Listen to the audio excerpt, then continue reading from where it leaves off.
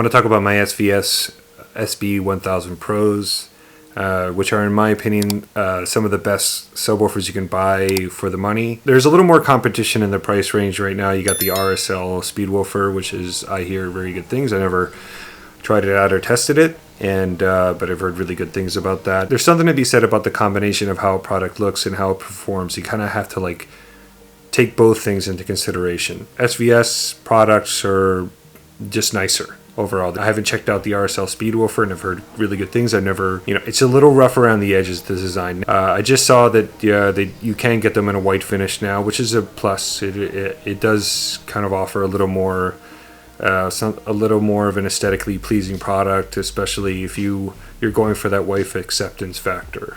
Some of us have to, take into consideration. I like the balance that SVS provides. They give you a lot of performance. They give you a really good looking product, and at a pretty good value. I mean, the SB1000 Pros are their most cost-effective product. I think you can get two of them for about $1,200, and the white finish ones, the ones that I own, are about $1,350, which is, I think it's a fair price given how nicely finished they are. I mean, they are really good looking subs. They're compact enough that they can pretty much hide and I feel like you can probably find a good space for them and please your significant other with them, and at the same time get good performance because they deliver. These things, for the price, they are very, very good subs. A natural comparison for these subs, obviously you got the Speedwoofer, but if you stick within the SVS line, you got the 3000 Micro, which is the obvious competitor for this sub.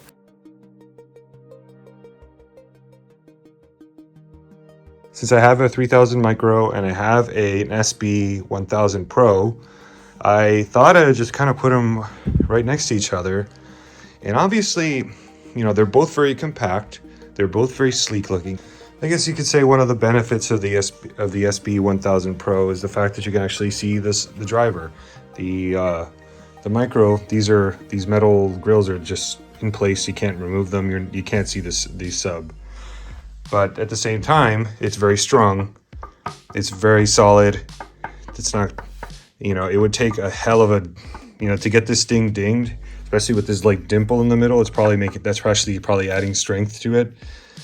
It's probably, if I was gonna have this in a heavy trafficked area, and a lot of kids, let's say, a lot of playing and whatever, this might be the better choice to be quite honest. And you got that added bonus of it being so small and it sort of disappears into the room. You barely notice the thing. And you got that peak wife acceptance factor. Again, I keep mentioning that, but it's true. This is as good as it gets for that kind of sub. So, as you can see, the SB1000 Pro, here's driver. As far as output is concerned, the SB wins. It just digs deeper. It is I would say it's a more capable sub. It's got a 12-inch. Even though it does have less amplification, sometimes you just can't beat physics. I put this one up. I connected this the SB1000 Pro, and it was just more capable. It's a more capable sub. But as you can see, I just wanted to kind of put these two together since I happen to have both, and just and that lovely glossy white finish, which actually hides dust a lot better than the black. So if you're thinking about the black versus the white would just hides the dust. The black one, you'll just see all the dust. This is glossy black finish, like piano black. Look at that, it's full of fingerprints. These speakers are really old, but still fingerprints. You can see dust there. It's just, the white just hides everything a lot better. So that's definitely a benefit. But if any kind of hit that this takes, it'll leave a scuff for sure. The black one might hide any kind of scuffs that it gets, if the kid bumps into it on their toy, whatever, their Power Wheel. If you happen to have one in the house, you'll definitely see it. But very cool products. I love SVS. I mean, I pretty much own almost all my subs in this house are SVS subs. I'm just a big believer in the brand. As you can see, you got the big guy there in the bottom. And this theater is completely powered by SVS, and I just love their products, and they're they're aesthetically pleasing. And especially this micro, this is really cool. This is such a cool sub. I thought I would just put them side by side to get a better sense of the size difference. The SB1000 is still a very small sub, but it dwarfs the micro 3000 here. It is it is a tiny little guy. This thing really packs a punch given its size, though. So let's turn around and let's get a look at the amps. So this is the SB1000 amp Pro, SB1000 Pro. As you can see, it's got, I think this has 325 RMS, but you wouldn't know. It really does pack a punch. It has line level inputs and pass through, and it has speaker level inputs. So, you know, pretty much the same going on here. It's just a smaller amp, and just this is about, I think this one's 800. Yeah, this is an 800 watt RMS amp. It's very cool. They both have Bluetooth. You can operate both of these using your phone. You can like set all the volumes and all that, and use the parametric equalizer, all that good stuff.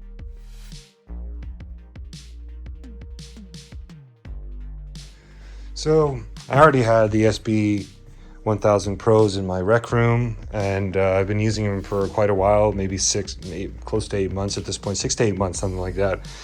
And I thought, you know, I've been kind of busy with obviously completing this room, so I haven't really got a chance to like review these things, and I've been wanting to, but because I really do think that these are the sweet spot.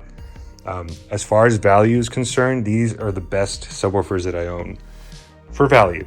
Not the best performing. Best performing would be the PB3000s. Close second would have to be my SB2000s. They dig so deep into the teens. These are like, they go 90 dB to 10 hertz. These things are awesome.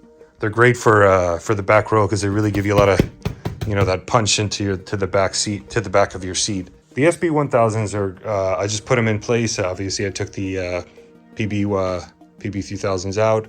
I've just been testing my, in prior video I made that's my little 3000 micro there, which is fantastic little sub, no complaints, but these are the true value winners in my opinion. Not only are they, you know, quite stylish and would probably be small enough for a lot of your significant others, and they do come in a nice attractive white color. They perform really well, and in this theater, and even the rec room, which is bigger than this room, they actually give you more than enough bass. I'm quite impressed, but I've always wanted to put them in this theater to see how they do, since I got the paneling and all that stuff, and just wanted to take them for a test drive, and I'll give you my full thoughts later on. So this is the room where I have the SB1000 Pros set up. As you can see, they're right there in the front and right by the TV. There really wasn't, when we were building this house, there really wasn't like a good symmetrical location for me to put these subs. So like, I obviously would have been better to have them in the corners of the room, this is a very, very big room. I think it's over 40 feet wide and about 25 feet deep. From like this wall to like the back of where that TV is, around there. Same for that side. And you would think that these subs would struggle to pressurize this room, but they don't. I was actually very surprised. They absolutely slam in this room. I don't know why. It could be the shape of the room, that it's just like a wider, you know, it's wide, it's not very deep. It might be, I don't know. It's just whatever is going on in this room, the SB1000 Pros is more than enough to give it. I mean, it's enough that if you happen to be playing a movie and you happen to be in the bathroom, this door starts to shake. You know, it's like enough to get the doors shaking and stuff. So it's honestly, I have never been, you know, given the price of these things and given the aesthetics, obviously, you know, they go really well. My wife wanted extremely, like, she wanted to have in-wall speakers in here. You know, in-walls are not my favorite, to be honest. I like having in-room speakers, but there are some benefits because, you know, the baffle is right by the wall, so there's less interaction with the speaker itself. I'm not so much of a nerd when it comes to, like, you know, oh my God, the speaker's in the room. And so it's, you know, it's going to mess with the sound waves and stuff. We've had speakers in rooms for a very long time and everything's been fine. I'm not so much a nerd. I appreciate, like, this is my, like, sort of our guest room plus like hi-fi stereo room. You know, I got my towers in here. They're probably not in the best location. That one's a little too close to that wall. Still sounds great. You know, obviously in every kind of setup, things could be better. But sometimes you gotta you do what you can, you know, with what you got. So I should probably mention this is my 82-inch Samsung. Obviously it doesn't look very big in video, like when I'm shooting it with a camera, but you know, it's a good, decent sized television. It doesn't compare to the TVs you can buy right now that are like, you know, when I bought this one, I think I paid about $2,000 for it. But I think it was actually $1,500 or so. I thought at the time it was a bargain. Now you can get like a 100-inch TV for which, you know, puts you like in you know, for about the same price, maybe $2,000, maybe a little more, like $2,000, $2,200, get a 100-inch TV. One day I may consider that. I kind of have enough room, I think, around these speakers without having to do some major, you know, changes to the cutting in the walls and stuff. But that might be something I consider. Obviously 82 inches is quite nice. I got the real theater if I really want to have a big screen. So for a nice like rec room area, this is a perfectly adequate TV. So, but whatever. So I'm gonna go ahead and give you a really quick demo, like really quick, like one tiny little scene. And so you can check it out. People seem to complain when I don't have at least a tiny little demo in my subwoofer videos. So let's go ahead and do that.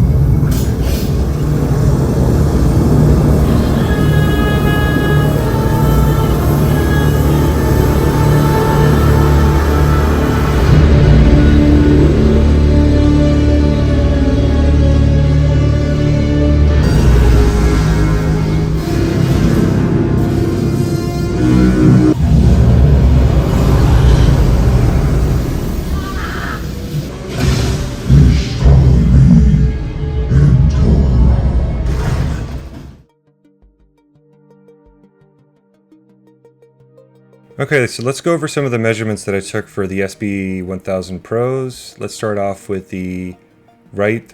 So I set these up in the theater room because it was you know, it's my room that's treated, and it's actually quite easy for me to switch out subwoofers compared to like actually switching out receivers or my processor for another receiver. That's very complicated given the amount of stuff that's in that in my home theater rack closet, but subs I can do. So let's start off with the SB1000 Pro on the right side of the room. As you can see, it's gives you pretty good extension. I mean, there's a bit of a bump here. Again, all my measurements were set at the same volume on my Anthem processor. And as you can see, there's a really good bump in my room. Again, this is all in my room. So this is after the sub has interacted with my room. There's a bump of bass at about 25 Hertz, but there's solid extension all the way. You know, I would say this is, you know, usable extension all the way up to about, so I call it like 90 dB. You got about 22 Hertz, and at about 85 dB or so, we're getting about 20 Hertz. I mean, what more can you ask for from a $500 sub? So let me bring in, so the next one is the left one by itself. As you can see, you get a slightly different, very similar extension at the low end, a little less, doesn't really have this bump here. As you can see, it sort of fills in the areas where there is a bit of a dip here for the right sub by itself. Obviously, this seems to be something that has to do with the room itself, this dip here, because, you know, it exists for both subs. So you know, obviously, you know, I'm getting, you know, pretty good bass from both sides of the room. The magic really happens when you have two of them. So let me bring in the two. This is both of them, same volumes on the subs. Obviously you get a bit of a bump in output, which is great. It kind of fills in a lot of these areas here. I have not EQ'd these at all. This is just like raw without any EQs in place. Bit of a bump here between 50 and 60, a bit of a dip here that existed before anyway. But here, the dips that existed for the right sub by itself has basically been filled in when you use both subs at the same time. And this, again, this dip here for the left one is gone as well, because when you're using two, it sort of fills in the areas where, like, let's say one sub doesn't do so well in one side of the room. Maybe it does better on, you know, with the other one. It sort of fixes a lot of the problems related to bass. Obviously, you're getting a lot more extension here when you're using both of them. 90 dB at 20 hertz, which is fantastic. And, you know, bass extension all the way, you're getting about 87 dB at about 15 hertz, which is, I mean, we're talking about $1,200 for two subs. That's fantastic. So I want to, again, great bass extension. I absolutely love these subs. They really punch above their weight, in my opinion. But let me show you a couple. I got a couple more measurements I want to show you. So I'm going to just bring in. I happen to have the 3000 micro measurement just to give you an idea, and I believe that one was done on the right side of the room. So the one that's highlighted right now is the 3000 micro. You know, again, very similar bass extension throughout.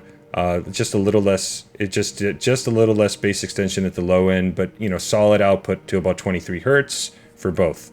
You know, if you need that smaller sub, then, you know, 3000 micro gets you a very good bass, you know, and again, maximum wife acceptance factor. It doesn't get any better than that. And you're still getting a very solid performing sub, not as, doesn't extend as much as the SB1000 Pro, but pretty damn good. I mean, you know, I would say probably usable bass for the 3000 micro, you know, to about 21 hertz or so. So my favorite, the subs that dig the deepest for me are my SB2000s. So these are the SB2000s, and these are, as you can see, these are the SB1000 Pros. You get a little more, so some differences.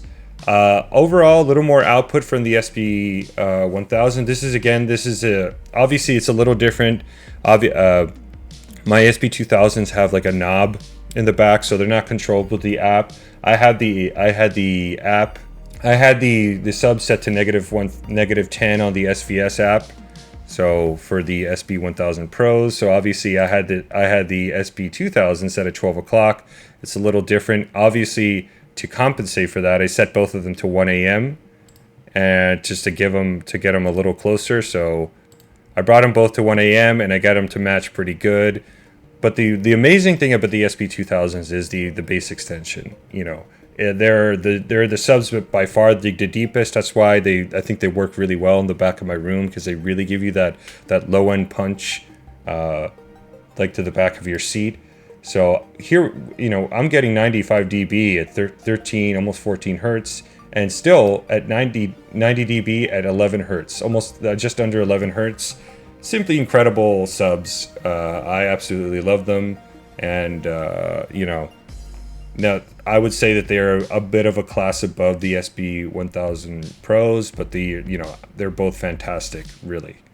So, but yeah, that's overall the measurements for these subs. I think they're fantastic. If you can get two, always better.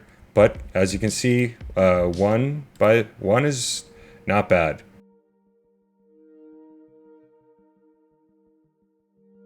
So last night I decided to watch, so I started watching Everest, the movie Everest from 2015 in 3D, and I was using the SB1000 Pros, and I gotta say, they provided enough impact that it was shaking my seat. I had them set to -10 on the SVS app, and honestly, they blended in quite nicely with the theater. I didn't have to do any tweaks. It just sounded really good. Given the price of these things, it was enough to shake my seat, enough to give me some good tactile response. Is it better than using all four of my subs that I usually use? In fact, I use 6 subs in this room. No, definitely it's not better, but it's really good given the price. Overall, the SB1000 Pro is a very capable sub. I think it's the best. It's one of the best values in the in subwoofers out there. That's why I'm a big fan of SVS. I think at this point I own 7 SVS subs, and they're all in this room right now, which is kind of cool. It's very easy for me to recommend these subs to anybody if you're on somewhat of a budget. Even one of these things, maybe you buy one, you can upgrade later and get another one, but these things are solid subs for the money. But yeah, if you have any questions about these subs, feel free to leave them in the comments. Really helps a lot if you can like and subscribe, and I'll see you in the next one.